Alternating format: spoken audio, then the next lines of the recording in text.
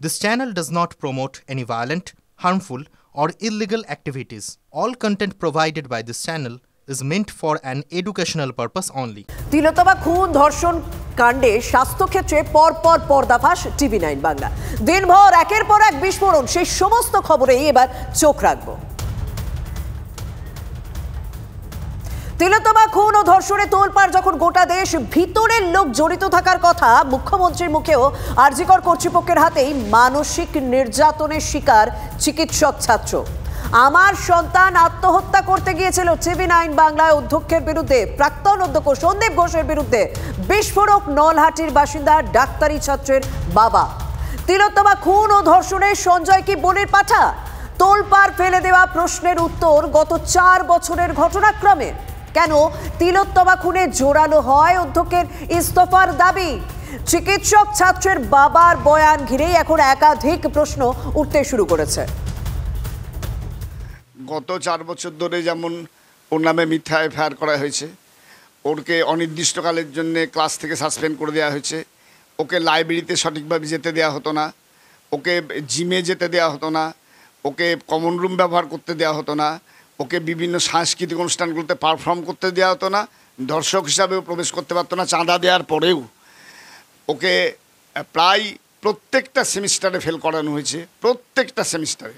এবং এইটা অনুমান করে আমি বারবার স্বাস্থ্য সচিব, স্বাস্থ্য অধিকর্তা, প্রভিসি, রোগী কল্যাণ সমিতির চেয়ারম্যান ডাক্তার সুদীপ্ত রায় এদের কাছে বারবার, কিন্তু কোনো প্রতিকারে তারও হয়নি কিছু। যা সন্দীপ ঘোষ যেটা মনে করেছে সেটাই হয়েছে, এবং সেটা সে আগে কিছু ছাত্র পরিবর্তে ক্রিমিনাল তৈরি করেছেন। তারাও আমার ছেলের সহপাঠী, অত্যন্ত ভালো ঘরের ছেলে, তারাও ডাক্তার হব স্বপ্ন নিয়ে এসে তাদেরকে সন্দীপ ঘোষের পাল্লায় পড়ে তারা ক্রিমিনাল তৈরি হয়ে গেছে। সেই সমস্ত ছাত্রদেরকে দিয়ে বিভিন্ন ধরনের নিগ্রহ করা। প্রতি মুহূর্তে আমি জুনিতের মা, আমরা এই প্রত্যন্ত বীরভূমের গ্রামে থাকি, আমরা চোখের জল ফেলেছি। প্রতি মুহূর্তে ওর মা আর আমি বলছি এই বোধহয় ছেলে বোধহয় খারাপ কিছু খবর আসবে। বহুবার ও সুইসাইড অ্যাটেম্প করতে গিয়েছে, অসহায়ভাবে আটকানো হয়েছে। এবং আজকে যে পরিবেশের কথাটা ভিকটিমের বাবা মা বলেছে, ঠিক সেই পরিবেশের বললেই জিনিসটাই কিন্তু সবচেয়ে গুরুত্বপূর্ণ, যে ওখানে যে প্রকৃতপক্ষে ছাত্রছাত্রীর জন্য আরজিকরকে সন্দীপ ঘোষ গত 4 বছরে বদ্ধভূমিতে পরিণত করেছে।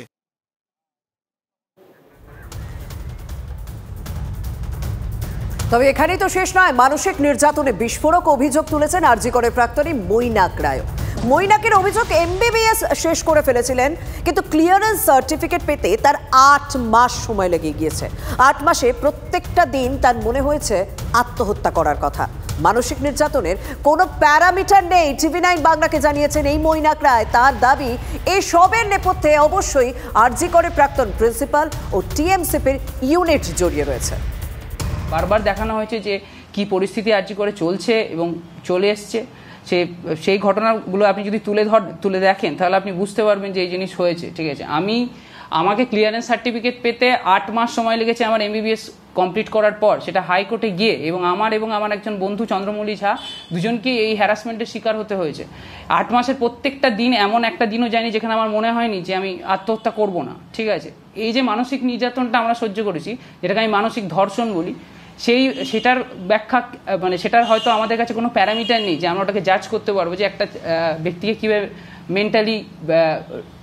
নেপথ্যে অবশ্যই প্রিন্সিপাল এবং আরজিকরের টিএমসিপি ইউনিট। 2বার প্রিন্সিপালকে সরানো হয়েছে এবং 2বারই উনি প্রত্যাবর্তন করেছেন। ঠিক আছে, এটা স্বাস্থ্য ভবন অবধি যদি কোনো অদৃশ্য হাত না থাকে এবং যদি ক্ষমতাশালী কেউ না থাকে, তাহলে এই ঘটনা কখনোই সম্ভব নয়।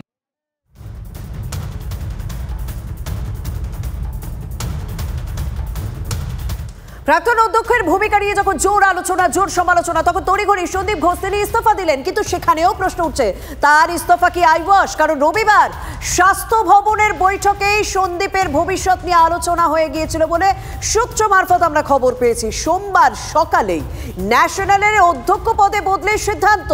তড়িঘড়ি অজয় রায়কে স্বাস্থ্য ভবনে পাঠানোর সিদ্ধান্ত নেওয়া হয়। সোমবার সকালে তৈরি হয়ে যায় স্বাস্থ্য ভবনের বিজ্ঞপ্তি। তারপরে আরজিকরের অধ্যক্ষ পদে ইস্তফার নাটক, কোটানকোট নাটক করেন সন্দীপ ঘোষ। এই অভিযোগে উঠতে থাকে, জেনে বুঝেই কি সেই নাটক করেছিলেন সন্দীপ ঘোষ? তিলোত্তমা বিতর্কে ইস্তফার পরই পদপ্রাপ্তি সন্দীপ ঘোষের। ন্যাশনালে বদলির স্বাস্থ্য ভবনের সিদ্ধান্ত কি আগে থেকেই জানতেন সন্দীপ? বদলির সিদ্ধান্ত জেনেই কি ইস্তফার নাটক করেছিলেন? যেভাবে উনি নাটক করলেন, এটাকে আমি নাটকই বলবো, যেভাবে উনি নাটক করলেন, রেজিগনেশন কোনো দিন ওইভাবে দেওয়া যায় না। রেজিগনেশন দিতে গেলে 1 মাসের নোটিশ লাগে এবং তারপরে হচ্ছে অন্য হাসপাতালে নিয়ে যাবেন। এইটা আমরা যেদিন উনি করেছেন তার আগে থেকেই আমাদের কাছে খবর ছিল যে এটাই হতে চলেছে এবং আরজি করে কে আসবে সেটাও কিন্তু আমাদের কাছে খবর ছিল যে ওনাকে নিয়ে যাওয়া যাবে। ফলে এটা প্রি প্ল্যান্ড। ওনার কাছে অনেক তথ্য আছে, ওনার কাছে অনেক তদন্তের যদি আওতায় ওনাকে নিয়ে আসা হয়, ওনাকে যদি কাস্টডিতে নিয়ে আসা হয়, অনেক কিছু বেরিয়ে যেতে পারে। এর ভেতরে ধোঁয়াশা, এর ভেতরে রহস্য এবং এই ঘৃণ্য এবং যদি বলেন হাড় হিম করা ঘটনা যেটা আরজি করে ঘটেছে, তার অনেক রহস্য উন্মোচিত হয়ে যাবে।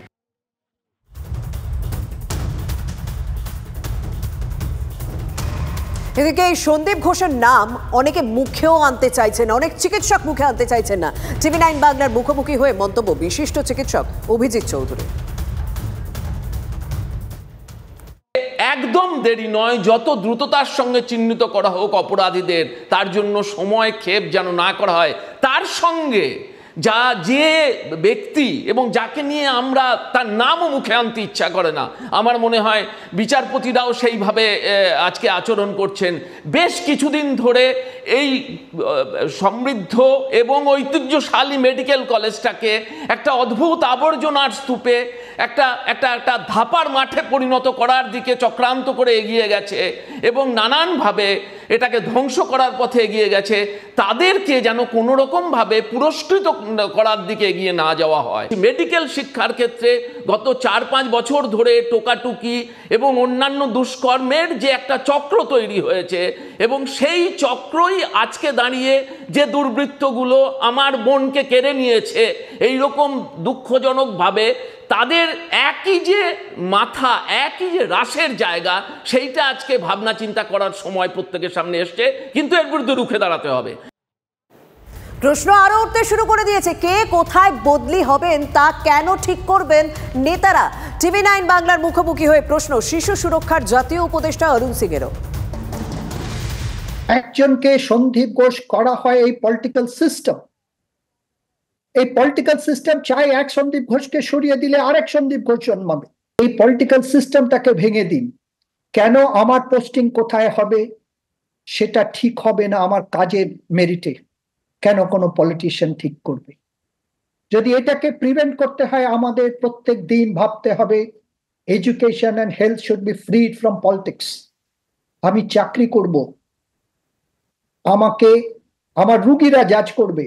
আমি একজন টিচার, আমাকে জাজ করবে ছাত্ররা।